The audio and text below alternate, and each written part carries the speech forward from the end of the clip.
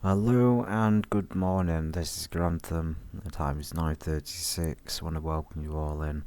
Today we've got something a bit special. We're going to be doing the Cessna Citation II. Just sat in the cockpit right now. Lovely clear day from London Gatwick.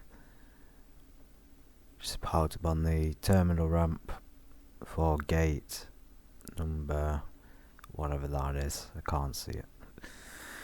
Here we are, we're parked next to some EasyJet.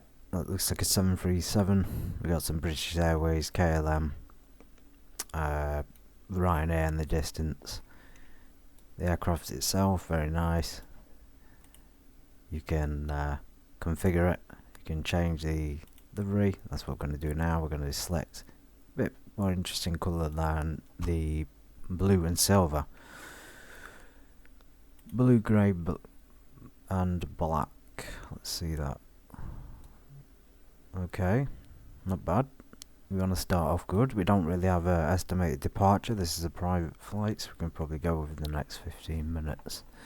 We're not going to be using ATC, unfortunately, although I might do. It hasn't really been playing correctly or working properly, so FlightGear devs definitely get onto that, or somebody who can fix it. Blue, grey, black, bit too dark.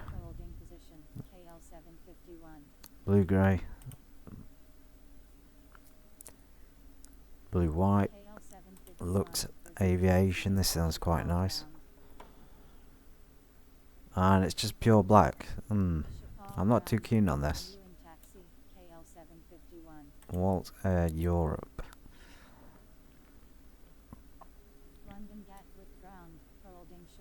Okay, that's decent. Swedish. Airprint. We didn't try that one. That's actually the nicest one, I think. Very nice. We'll use that. We're free. Alpha. Mike Alpha Golf. That's our aircraft name. Time to start up. So we're gonna just check the fuel. We've got full fuel. We've got some pilots, passengers as well, and our co-pilot right next to us, and some passengers in the back.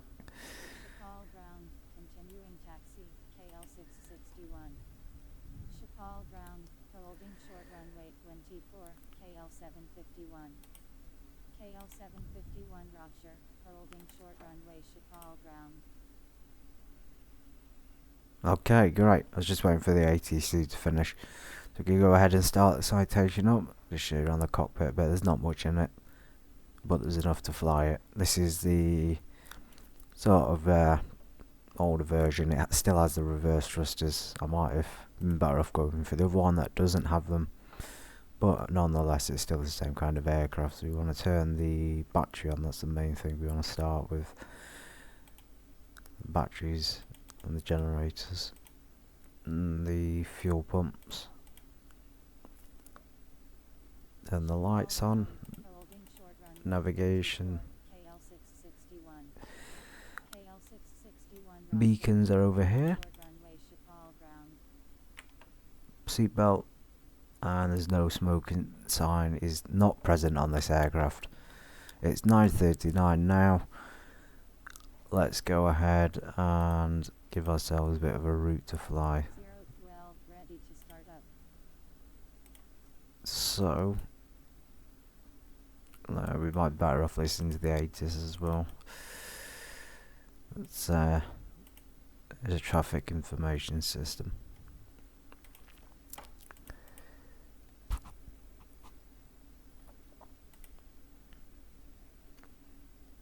Gatwick information, COM1. Go ahead and turn our avionics on as well so we can hear it.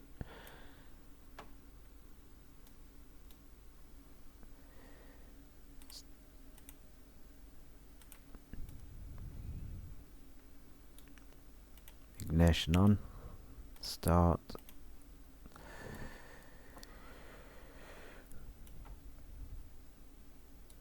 Wait till the engines come on. They see the spooling up, the RPM's increasing, the turbine speed's increasing.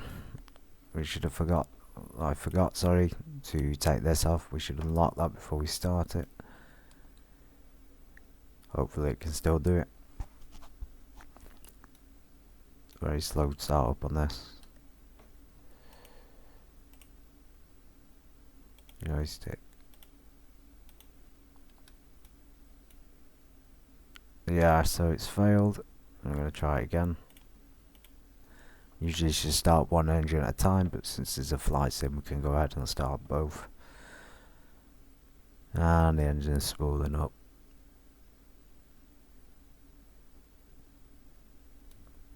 It's a very good aircraft this for handling and whatnot. It provides a lot for, considering it's free as well. Avionics power on, and the ATIS comes straight on. Stick that on low.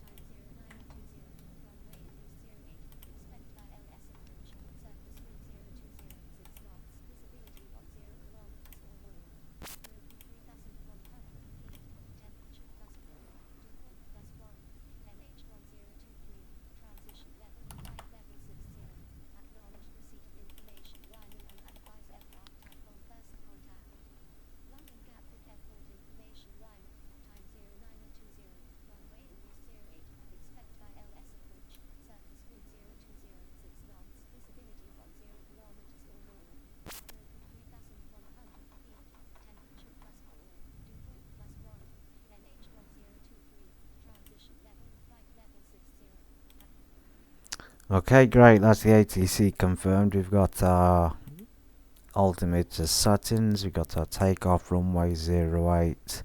We can take out from either right or left if the runways are there. I'm just going to tune back into the ground, and hopefully we can hear any other aircraft in the area. So we want ground and we want tower for takeoff. Gatwick direct and stuff. Holding short runway 24, got AT452. Got AT452 Roger, holding short runway Chicago ground.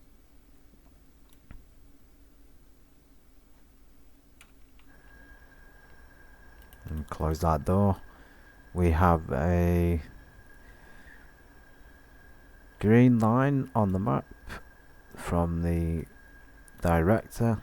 We don't want that, to be honest. We want to be a bit more realistic. So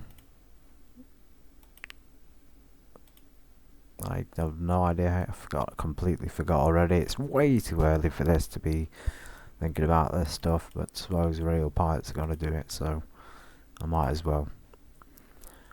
Just double check everything. Turn the radio control panel off. We can go ahead and turn the ignition off now. Fuel pumps on. Let's get push back, connect, and there he comes now. Even though we're a private jet, we've been parked at a gate, so guests can still come down to us. They just need to walk to the aircraft instead. There's no catering for us, but there will be a freezy jet and there'll be fuel, and we're ready to go.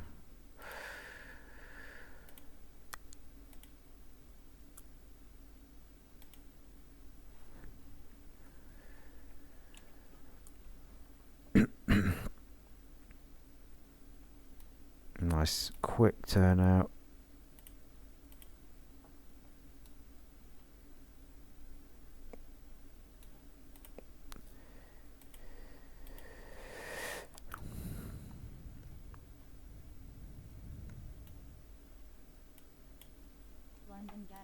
The weather's looking pretty good.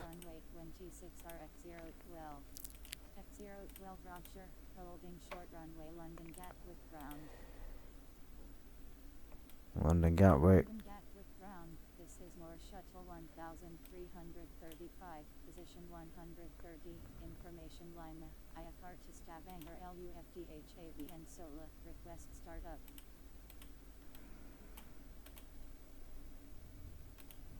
Okay, great. Let's all push back. 335, startup approved, Lima correct, runway 26R, fly runway heading squawk 5366, for taxi clearance call 121.80, London Gatwick ground control. London Heathrow ground, startup approved, Charlie correct, runway 27L, fly runway heading squawk 6443, for pushback and taxi clearance call 121.90, on 938.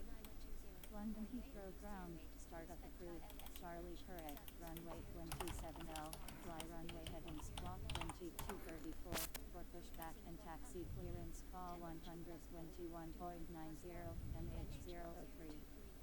London Heathrow ground, startup approved, Charlie correct, runway 27L, fly runway heading squawk 0750, for pushback and taxi clearance call 121.90, 546. London Heathrow ground, switching to 121. I have to say this radio was super annoying. I understand that's real procedure, but I cannot change it. It will not go off, no matter what frequency I put it to. So that's got to be a glitch, hasn't it? Another one. If you want to, like I say, if you want to play this, oh my goodness, we're just gonna go ahead and tune to the tower on both. Hopefully that can stop it. Alright. Not that I get frustrated with it, but we want to fly the plane. We don't want to be sat there listening to that. Okay, so we go ahead and taxi over to the taxiway. It is giving us an indication of where to go. We probably don't need it. A lot of Virgin Atlantic over there, it's good to see. And looks like an MD.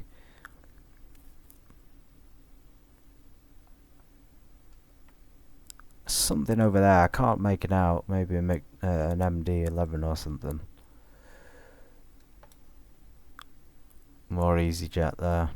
737s and 727s. 777 in the background. 747s. Amazing. I'm not familiar with Gatwick. Did my look, it's an absolutely huge airport. We're getting told to go that way. Keep that panel light on so we can see things. More Virgin Atlantic. I really want to give you guys like the view of the airport because it's incredible. The build is incredible. FlightGear doesn't usually have well developed airports other than a few locations, and this being one of them. This is one of the most well developed I've been to. This and Charles de Gaulle Airport in Paris in particular just standout performance as well. I'm getting a steady 60 frames per second on this game usually. It doesn't go much higher than that, to be honest. It's still got its limitations. I think it's just to do with the actual game itself. It's nothing to do with the PC. Okay, we can say goodbye to our stands and terminals and we prepare for takeoff. We just keep going down. We may have a collision with an aircraft by the look of things. So what I'm going to do is taxi this way instead and disobey the rules a little bit. I'm just going to go straight to the end of this. I'm going to be taking off in the other direction.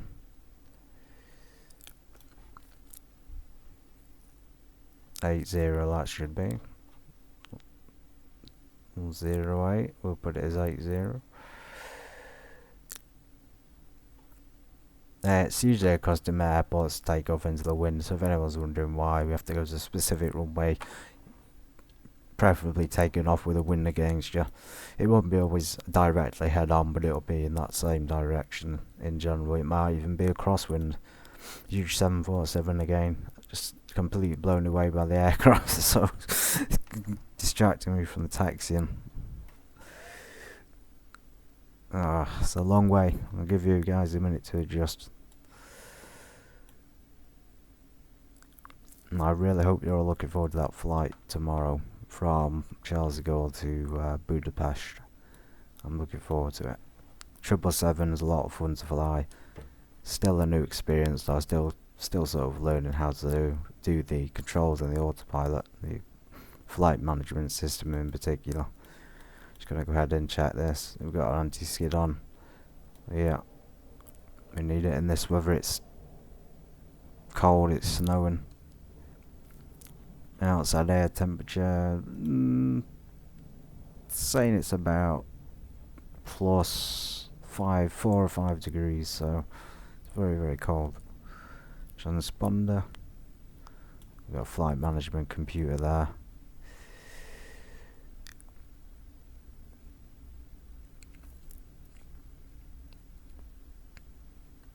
Bit of an issue there with the sign placage. Go ahead and deploy 8 degrees of flaps. Okay, this is it. We're on Juliet 5. We're at the runway threshold. Seems to be a lot of parking space as well. Well, that's probably taking us to another runway.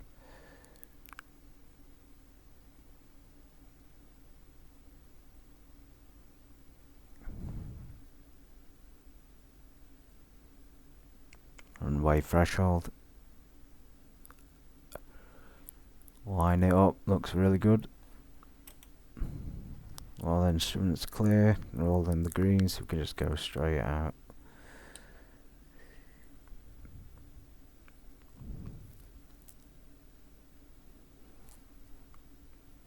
Very fast aircraft this is.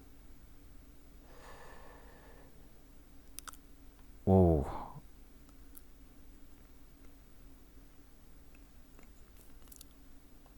Gear up. Flaps.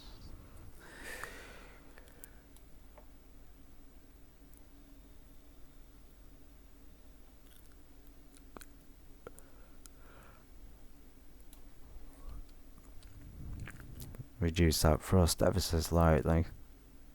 We're not climbing that. We're not going to be climbing that much. There's all the terminals. Looks fantastic. Weather looks fairly good. We are in a high risk area though. There's absolutely tons of aircraft around us.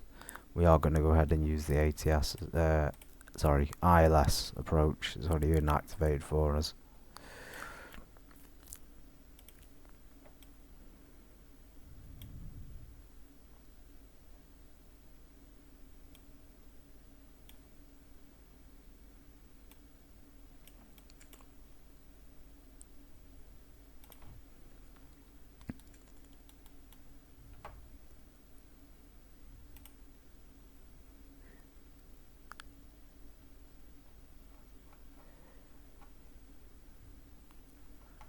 Okay, we got level off at 4,000.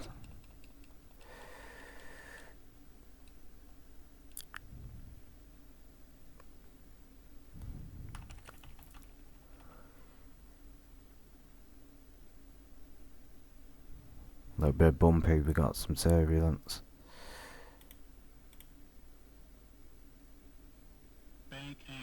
Whoa, whoa, whoa, whoa. Another glitch with the system, just the autopilot just doesn't work properly sometimes. It was programmed correctly with the correct heading. I'm going to turn that load back on, load bank and your damper on.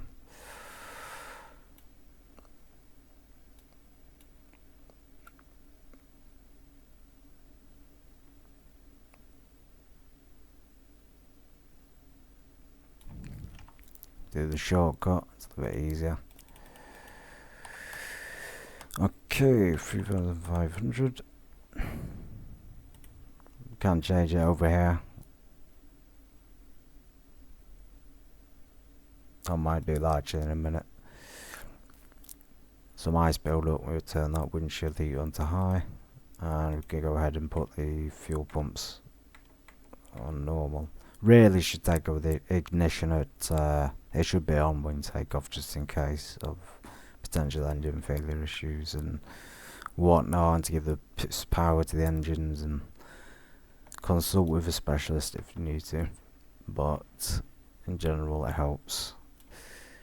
Okay, it's very handy on this to use the map. You don't need to struggle with our landmarks, even though it's VFR.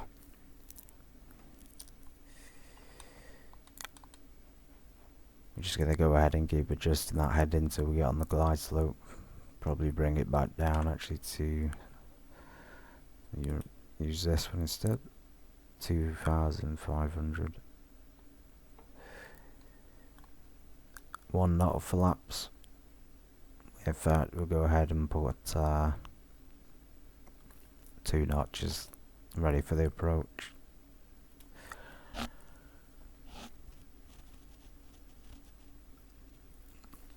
Remember our heading, 26, I believe it is.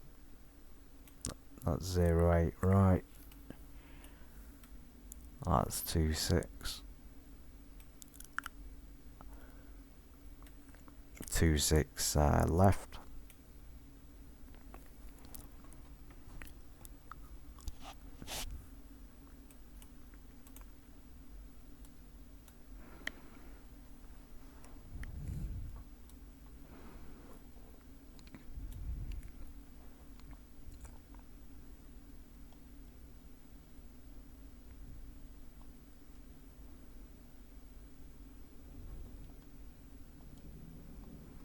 Throttle's so sensitive on this, it's well, as you can see, even the smallest input is affecting it.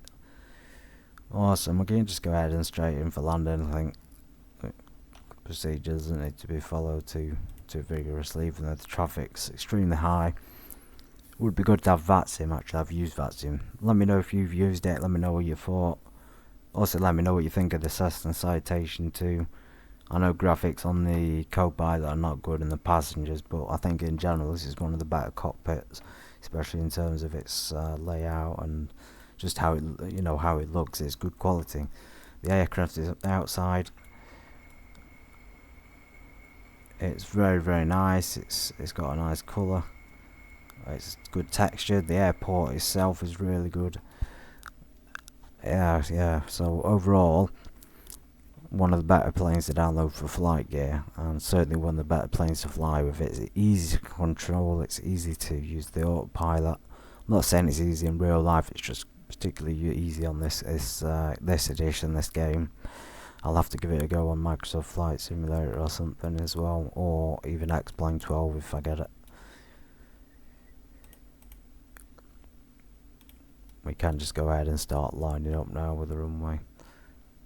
Probably better off turning low bank off actually. We're on final approach almost. Reduce that speed. We want to be down about 140.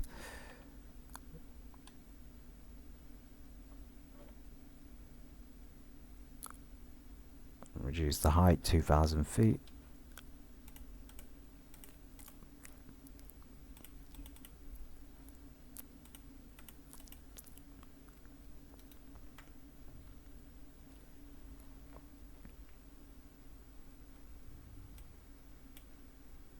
Gotta keep the eye on the traffic, and hope we don't crash, because a heck of a lot you can see there, the call signs, both call signs like height, speed, usually what company it is as well, like there, Easy, that's EasyJet. I think we had some Ryanair in there, North Transatlantic, British Airways. Really handy to see that stuff.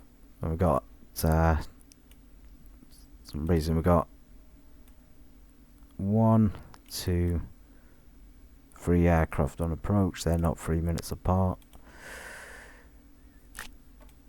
And of course we're coming in as the 4th one.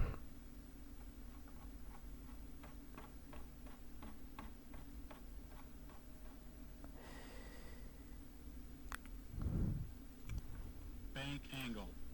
Gear down. Go ahead and select the navigation 1 on the course, along with, just keep an eye on our speed, we are dropping a bit low. When we get on the glide slope and we localize or lock onto the localized glide slope, we can select this approach here.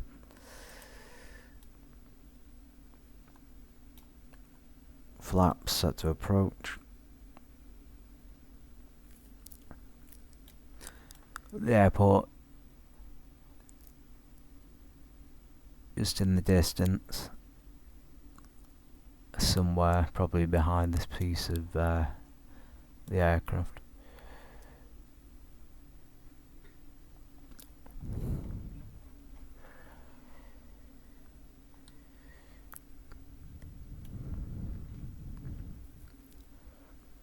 Yeah, so the navigation course is basically taking us to the runway. We should probably keep an eye on the traffic. It doesn't look like there's anything in the way.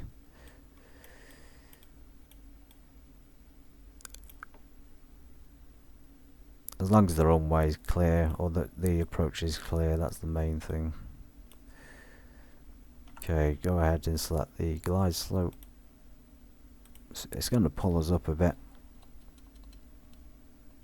quite steep.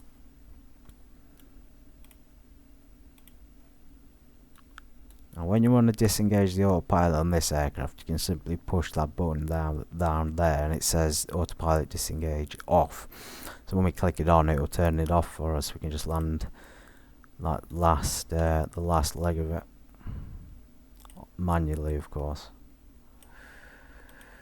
And if we want to plan a route, we go over to Autopilot Route Manager. And on FlightGear, it's much easier to do it on this than to do it before the flight, because for some reason the before flight one doesn't work. So this is a lot easier. It makes things a heck of a lot easier to do. Right, the runway's in the distance. We were a lot lower than I thought. We could just maintain our course. Confirm that on the radar map.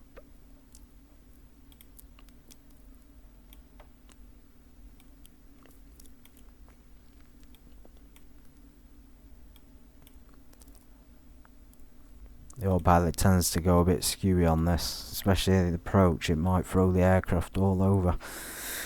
Just depends. We do need to slow down, deploy another notch of flaps.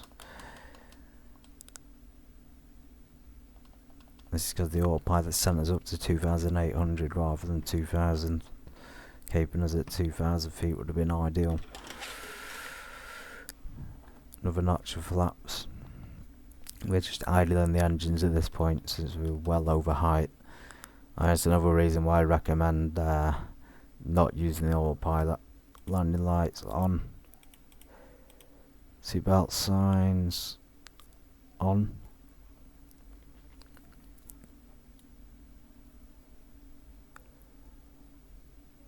Slightly off on the glide slope. Lights slightly to the right.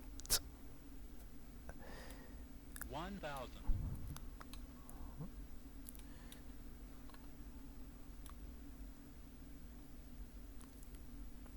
So we're going to go ahead and disconnect this any second. Or maybe not. It's looking smooth enough. Full flaps.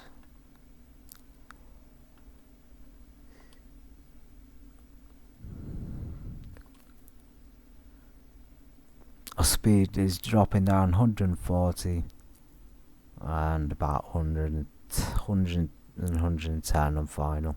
Short final at least. 500. There's the autopilot. Disengaged itself. Pull up. Glide slope. 300. Glide slope. Glide slope. Glide slope. As you see that Glide slope. the all 200. Glide slope. Glide slope. yes, thank you. Glide slope indeed. 100.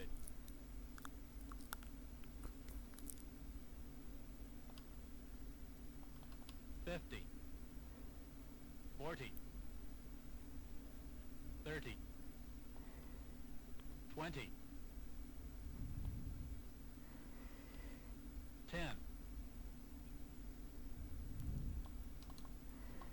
No need for reverse thrusters on this. We simply use the brakes. It's a light aircraft, considered a general aviation aircraft rather than an airline one. That was good though. Good landing. And go ahead and turn those lights off. Not blinding people on the ramp.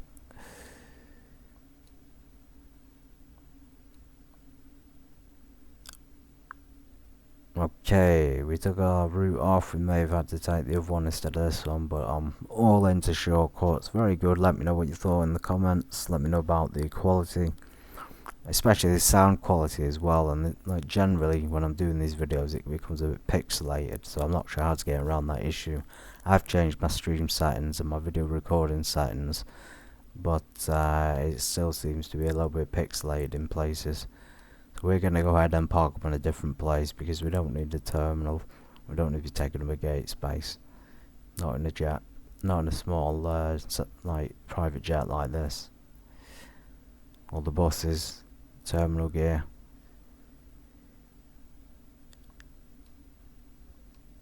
Now this aircraft, rather than the more updated version which doesn't have the reverse thrusters, is like the newer version is a lot better. It won't tend to build up speed as easy.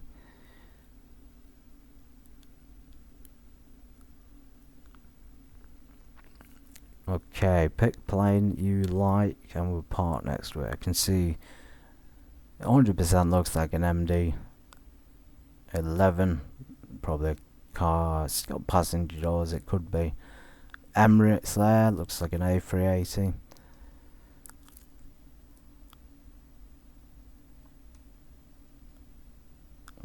We're going to go ahead and just park up right here next to Air Baltic and KLM.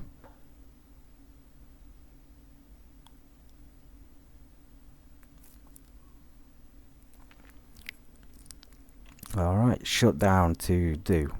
First of all, we're going to make sure the idle's thrust. The thrust is idle, excuse me. That came out a bit wrong. And we're going to do the cut off. There is an easier way to do it than that. I simply press the view button, cut off both.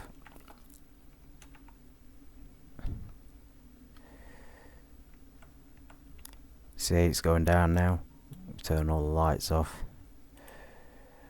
Seatbelt sign off. All the lights. Windshield there. Avionics. Generators. Battery. That's us done. We'll just have a look outside the aircraft. Toggle walker outside. Make sure everyone's happy on the departure. Let them out as well. But it is one of the most like best, fantastic looking planes I've ever been on. I'd love to do a longer flight from this airport to somewhere like Paris, Charles de Gaulle, because both airports are so well developed. And I really appreciate anyone here. I really hope you enjoyed it. So take care and I'll see you on the next flight.